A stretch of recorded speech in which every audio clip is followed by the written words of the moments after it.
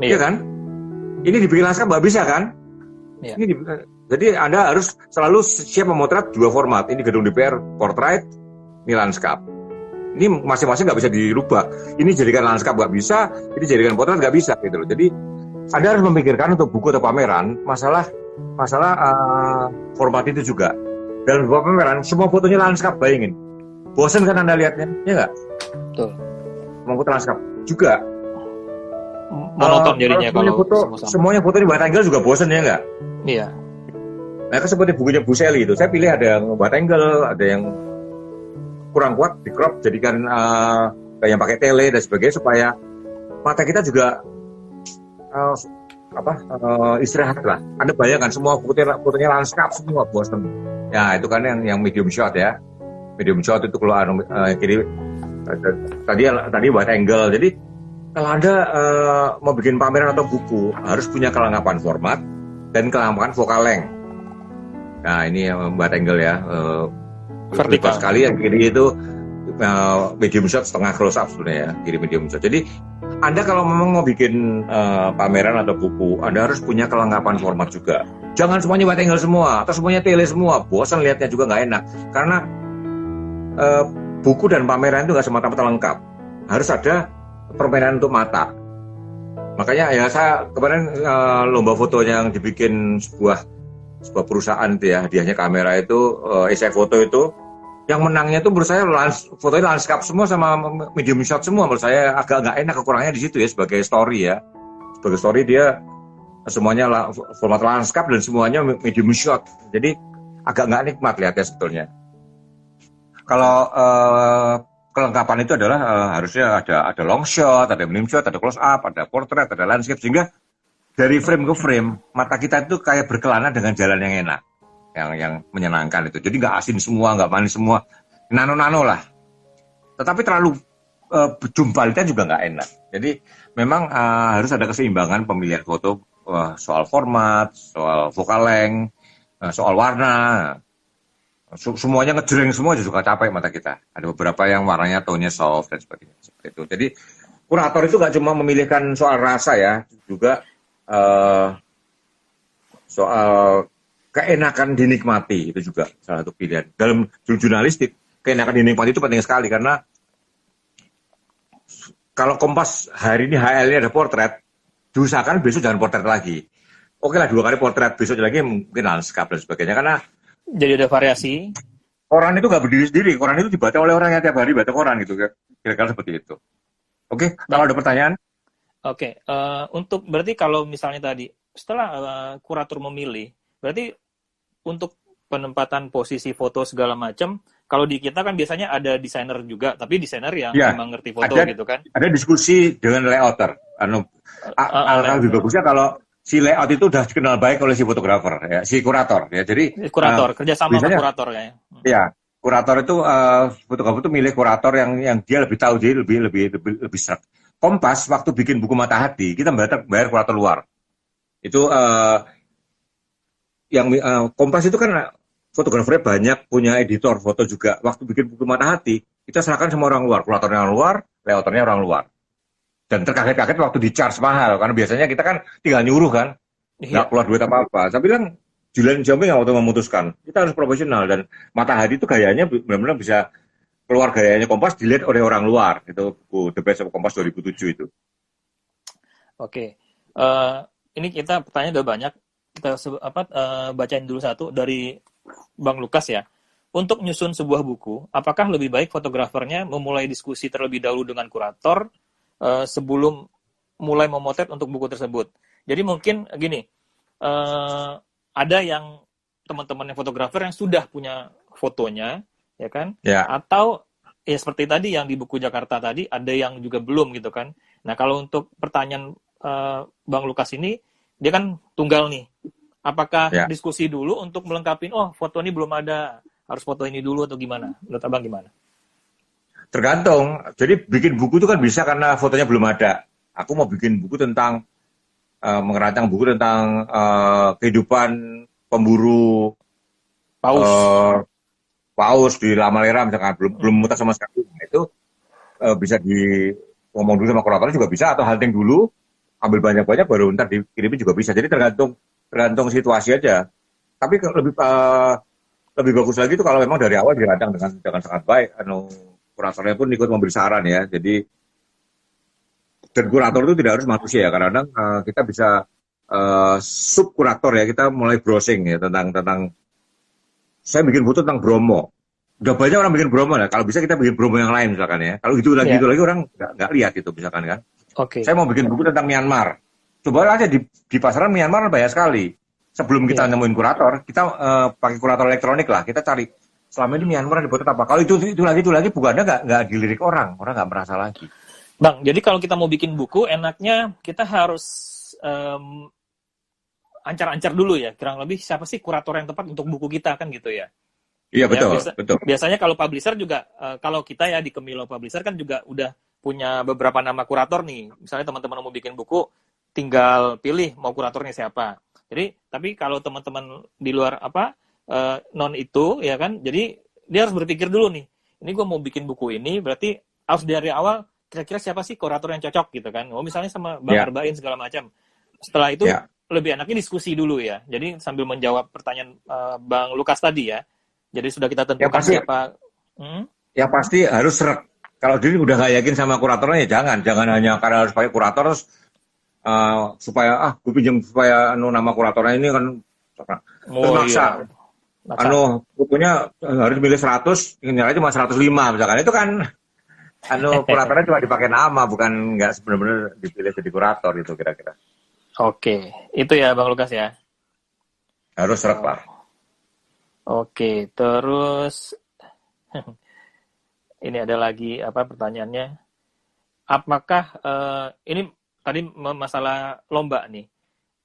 Masalah lomba, pertanyaannya tadi apakah harus mengikuti, kita melihat dulu untuk sebuah foto yang akan dimenangkan itu mengikuti selera juri atau gimana katanya, Pak? Tunggu. Nah, ini oke. Coba saya masuk ke sini ya. Sekarang gini, orang tanya, saya kalau menjuri foto apa yang saya nilai sih gitu loh. Bang Barwin, gimana sih apa yang tunggu? Ada nyamuk ini ganggu banget di kaki saya nih. Ini senjata saya ya. Tapi punya dua tuh ada di dua tuh. Divakum dong nyamuknya, divakum. Ya. Tadi siang saya bersihin lantai, nyamuk berterbangan saya vakum kesedot beberapa masuk. Jadi gini, dalam sebuah lomba foto, Anda harus tahu bahwa yang berperan tidak cuma juri, ya ada namanya panitia. Panitia itu berhak membuang foto yang menurut panitia akan merepotkan kalau dipilih juri, gitu kan? Kalau dipilih juri menang ngerepotin. Jadi panitia tuh akan menyeleksi dulu foto-foto yang ini kalau menang nyusahin kita nih, gitu kan? Katakanlah yang bikin sebuah perumahan X, fotonya keren banget, cantik banget ya, tapi seperti perumahan ini menceritakan bahwa perumahan ini nggak bener di salah satu pojok, gitu kan? Sama panitia akan dibuang. Jadi Anda harus tahu ya, dalam sebuah lomba foto ada panitia, ada juri. Panitia itu yang ngecek kelayakan, tanggal kirim, deadline itu nggak sesuai, terus formatnya nggak sesuai, atau tidak sesuai dengan tema, atau akan nyusahin pemilik lomba kalau sampai terpilih menang, akan dibuang oleh panitia. Ya, sisanya baru ke juri. Juri ngomongin soal fotografi. Ya, juri bab fotografinya, walaupun dari sisi pemilik lomba kadang-kadang juga menempatkan juri di situ ya. Kalau mereknya brand A ya, di brand A juga naruh merek untuk mengontrol itu kan.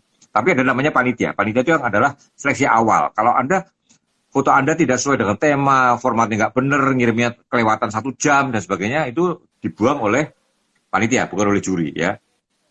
Nah, saya ditanya, kalau saya menjuri apa yang saya nilai? Oke, saya kasih ini berkali-kali slide ini saya keluarkan ya, tapi selalu relevan. Nah, ada namanya foto bagus, ya, foto bagus, foto indah, foto menarik, dan foto berbicara. Juri ikut lomba foto ya, tipsnya ya. Ya, bagus, indah, menarik, berbicara. Nah, ini 4-4-nya beda semua ya. Orang selalu nganggap foto indah itu bagus, belum tentu ya. Bagus, indah, menarik, berbicara. Sekarang saya kasih contoh ya, bagus, indah, menarik, berbicara. Coba Anda kayak contoh ini, foto ini ya. Wah, ini foto Borobudur kan. Indah kan? Indah sekali. Apakah bagus? Tergantung. Kalau untuk lomba, udah nggak bagus lagi, karena ini tiap hari ribuan orang muter kayak gini. Jadi, foto Borobudur tadi, indah. Indah, betul, indah. Semua sepakat indah. Tapi udah nggak bagus untuk lomba. Karena apa? kalau orang sering hunting ke Borobudur, tahu bahwa itu foto gampang banget, asal Anda nggak ada upaya apa-apa, Anda cukup bangun pagi, punya tele sampai Setumbu, cuaca bagus, Anda dapat foto tadi. Jadi foto Borobudur tadi ini indah, tapi untuk lomba udah nggak bagus lagi. Terutama kalau jurinya sering hunting ya. Nah, foto Borobudur ini kalau Anda lombakan di Belgia atau di Arab atau di mana di belahan lain bisa menang mungkin. Jadi bagus di sana kan, karena orang nggak tahu bahwa ini gampang ambilnya. Iya. Seperti lomba foto Garuda Indonesia yang di Myanmar itu. Si Aung itu menang. Ternyata begitu kita sampai Myanmar itu angle sejuta umat itu loh. Sejuta umat Cuma banget. Iya, juri Indonesia nggak tahu bahwa itu bisa disetting dan sebagainya gitu kan. Maka kita menangkan waktu itu kan. Tapi seperti Borobudur ini di Belgia pernah 2 tahun lalu masih menang. Pacu Jawi, nah itu konyol. Kita tuh udah bosan foto Pacu Jawi, Oi. Tiba-tiba 2013 buat press foto orang Malaysia yang kirim juara pertama buat press foto coba. Dan Pacu Jawi yang nggak bagus lagi fotonya. Nggak terlalu hebat dibandingkan foto-foto kita yang di Indonesia. Pacu Jawi yang menang itu nggak ada apa-apanya. Lebih keren kan? foto-foto teman-teman malah. Iya, Pacu Jawi itu karena kita udah merasa itu terlalu biasa. Jadi memang Anda harus membedakan ini ya. Bagus, nah bagus itu apa? Bagus sesuai dengan tema. Jadi foto tentang keindahan alam Indonesia. Fotonya tentang alam Indonesia ya bagus. Bagus, cocok ya. PT Perumahan Sumarekon bikin lomba foto Perumahan Sumarekon. Foto itu kelihatan bahwa perumahan itu rapi dan nah itu bagus. Wah, cahayanya bagus tapi pas rumah yang belum jadi misalkan itu jadi nggak bagus kan. Indah itu tadi menyenangkan untuk dilihat. Menarik. Nah, menarik itu penting. Menarik itu penting ini. Perhatikan ya, menarik. Anda bayangkan dalam sebuah lomba foto yang masuk ribuan foto, Anda lihat ini, Anda bayangkan deh ini deh, mana ya. Nah, kelihatan, kira-kira gini lah. Anda bayangkan ya, lomba foto Garuda itu 68.000 foto. Juri menerima foto dalam bentuk CD 68.000, Anda bayangkan satu page itu paling berapa foto? Satu page itu paling berapa? Paling 100 Nih, foto kan? Bang, itu pemenang Garuda ada di sini loh. Yang gue dapat ribet Ya. gara-gara dia menang tuh. Siapa? Gato. Pemenang Dia Garuda tertipu, tahun tertipu. 2008 ya. Lebih dong. 2008 ya? 2008 ya, oke. Iya, 2008. Jadi kalau fotonya banyak sekali, juri itu akan melihat thumbnail. Kalau thumbnailnya menarik, diklik. Oh gitu, oke. Thumbnailnya gini, diklik lagi. Oke. Jadi kalau thumbnailnya pun udah nggak menarik, ya nggak kena klik. Jadi Anda harus tahu itu bahwa menarik itu adalah satu faktor Anda menang atau tidak. Kalau thumbnailnya pun nggak menarik, juri belum tentu ngeklik. Thumbnailnya menarik, juri klik. Cuma gini doang. Bisa jadi juga nggak terus. Jadi Anda harus tahu bahwa Anda lihat.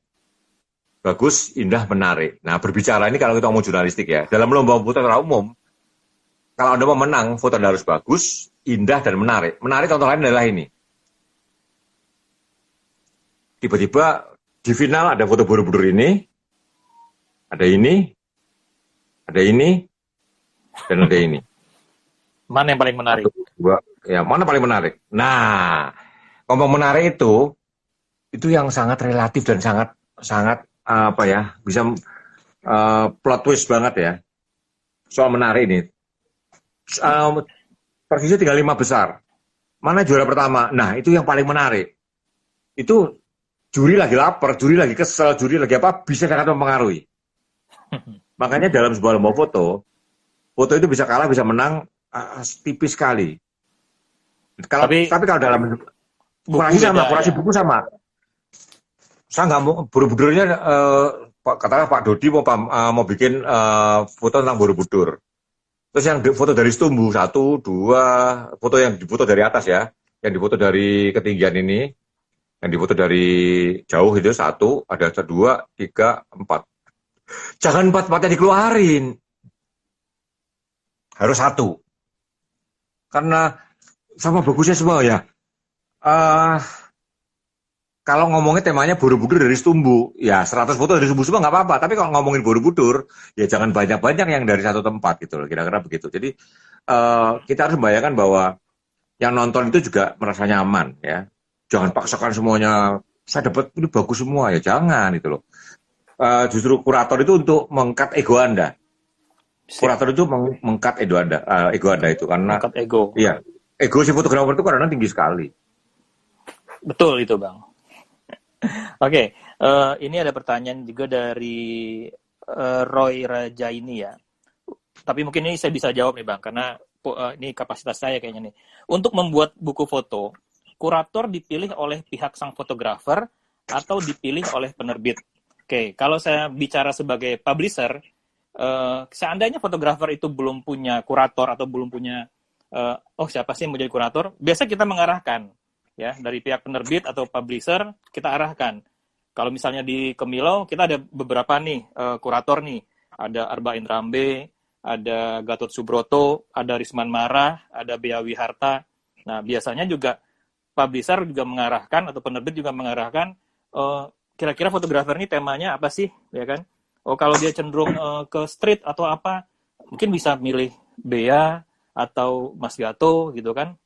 Untuk travel atau yang lain jurnalistik bisa Arba'in segala macam. Jadi itu sih dari fotografernya sendiri bisa sah-sah aja, atau dari penerbit juga bisa menawarkan. Tapi itu haknya fotografer, betul nggak Bang? Untuk menentukan kurator tuh. Itu haknya, kecuali teman-teman itu bukunya emang dibiayain sama si penerbit. Misalnya ada penerbit mau membukukan foto karya-karya si A, nanti si penerbit akan menentukan kuratornya, tapi itu dibiayain full sama si penerbit. Tapi kalau seandainya teman swadaya, bukunya dibiayain sendiri segala macam, even nanti dapat sponsor atau gimana, kita berhak memilih kuratornya. Mungkin demikian ya Bang ya. Ya, nah layouter itu adalah kurator kedua. Si layouter itu kadang-kadang merasakan gini. Foto ini masih buru-buru ya. Dari sini foto ini warnanya lompat banget Bang. Bagusnya foto ini kayak ini ganti halaman yang di belakangnya, jadi nggak bersebelahan. Nah kadang-kadang layouter itu ini foto ini kalau sebelahan nggak enak banget, warnanya tonnya jomplang banget, ini sama ini nggak enak banget, jadi ini tolong digeser supaya ini gantinya adalah di sebaliknya misalkan. Seperti ini ya. Nah, ya. Ini pemilihan antara foto satu dan foto kedua, ya kan? Jadi harus ada dinamis, kemiripan ya Bang ya, seperti itu ya. Ya. Jadi jangan sampai yang satu nabrak sama foto yang lain dalam satu halaman ini ya. 21 seperti ini. Jadi layout itu nggak cuma naruh-naruh ya. Dia harus memikirkan continuity, kenyamanan melihat dan sebagainya. Itu tuh maka layouter kadang-kadang konsultasi lagi sama kurator lagi. Udah nggak foto ini nggak enak nih. Oke, ya itu kan. Tentang gunung-gunung tinggi kan. Iya. Nah, ini ada pertanyaan lagi nih. Tapi ini mungkin juga Abang nggak mungkin jawab ini biasanya. Berapa sih biaya seorang kurator itu gitu kan? Nah, saya aja yang jawab. Ya kita ngobrol lah. Ngobrol lah. Saya mengkurasi gratis juga pernah. Ya. Buat kampus-kampus saya sering mengkurasi gratis.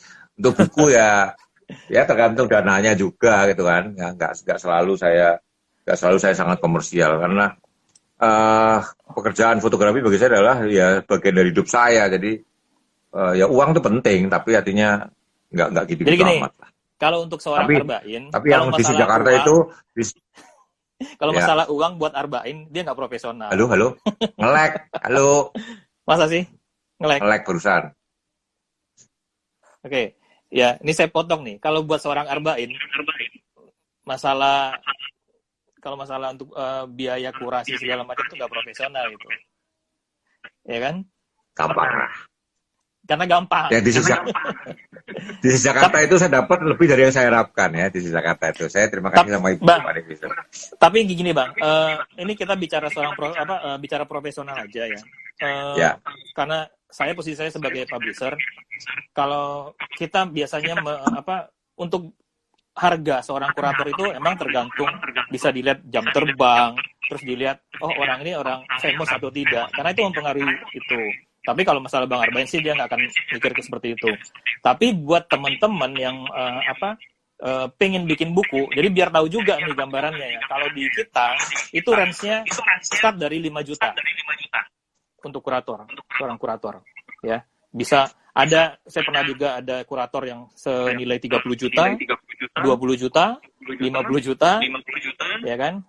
Tapi biasanya start dari 5 juta. Dan itu semuanya bisa dinegosiasikan tergantung sama si kurator itu sendiri. Kalau dia merasa nyaman, terus merasa oh ini kepentingannya buat ini, buat itu, bahkan seorang Arbain pun tidak dibayar, bisa saja gitu kan. Betul nggak Bang?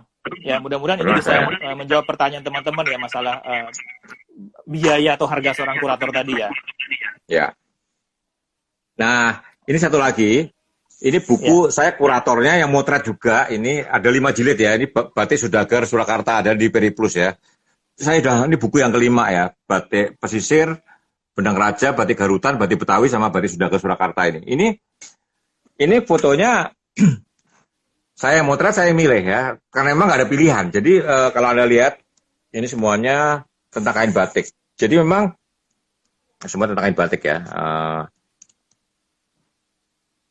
Jadi kainnya disiapkan semua untuk saya potret, disiapkan semua dan semua kain harus terwakili satu. Jadi saya mengkurasi adalah satu kain antara saya potret 3 kali, mana yang paling tajam, mana yang paling bagus gitu aja. Pilih itu aja. Nah urutannya itu si layouter yang Bang ini habis warna ini sebelahnya kok nggak enak, digeser lah seperti itu kira-kira. Itu lain lagi. Saya motret, saya kurator juga karena memang nggak ada pilihan.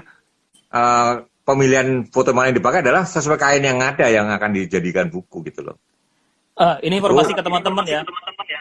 4 menit lagi mungkin akan off ya. Nanti kita masuk ke sesi kedua. Udah nggak berasa habis 1 jam. Bang, itu Gato itu ngenyek banget tuh. Katanya kalau buat pensiunan berapa aja nggak apa-apa katanya. Bukan ajar ya Gato. Dasar emang. Oke. Terus iya suara saya eko nih nggak apa-apa mungkin karena 1 jam dia udah kayak gini nih. Enggak eko sih di saya saat ini. Enggak eko ya. Jadi gini nanti kalau tiba-tiba putus jangan langsung keluar ya mungkin kita akan sambung lagi segera gitu loh. Iya, ini pertanyaan dari Mas Doni juga buat saya kayaknya nih. Apa penerbit juga menseleksi fotografer yang akan diterbitkan bukunya? Itu tergantung. Lah iyalah. Kalau misalnya gini. Di Gramedia itu kita bisa membiayai buku kita sendiri dari Gramedia, bisa. Ya, betul. Kalau Gramedia menganggap buku itu menguntungkan, Gramedia membiayai buku itu. Ya, jadi semua tergantung kelas dan mutu yang akan diterbitkan. Orang bisa membiayai bukunya sendiri kok, bisa banget. Iya. Ini suaranya buat teman-teman nimpan-nimpan nih. Betul, saya juga merasa gak enak. Gak apa-apa, yang biasanya kan putus. 2 menit lagi putus.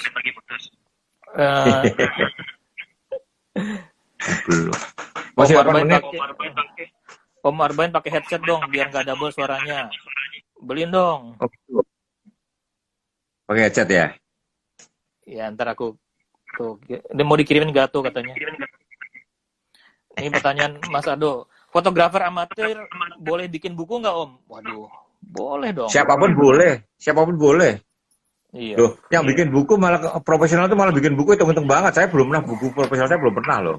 Ini seorang Mbak Seli ya, Seli Wijaya ini bukan profesional. Seli itu pengusaha, udah pensiun juga ya. Hobi aja dan dia jalan-jalan juga. Nah nanti ini kalau mau hari Sabtu ya kita diskusi ya yang soal traveling fotografi ya. Ya. Jadi Bu Seli itu termasuk orang yang kalau Anda baca posting saya, traveler itu ada 3 macam. Menikmati tempat, menikmati memotret tempat, sama pamer kalau dia sampai situ ya. Nah, Bu Seli itu 1 dan 2. Dia menikmati juga tempatnya, tapi dia ikut turnya, tur fotografi, dia motret juga gitu loh. Kalau ada suka itu adalah Sabtu kita ada diskusi dari operator paling top di Indonesia, the best. Yes. Waduh. Bang, ini saya putus dulu aja ya Bang ya. Ini udah 1 menit lagi. Oke. Ini suaranya pada itu ya. Oke. Aku nanti pakai pertanyaannya nanti aku catat nih ukuran buku foto berapa. Oke, saya matiin dulu untuk nyambung sesi kedua ya teman-teman ya. Oke.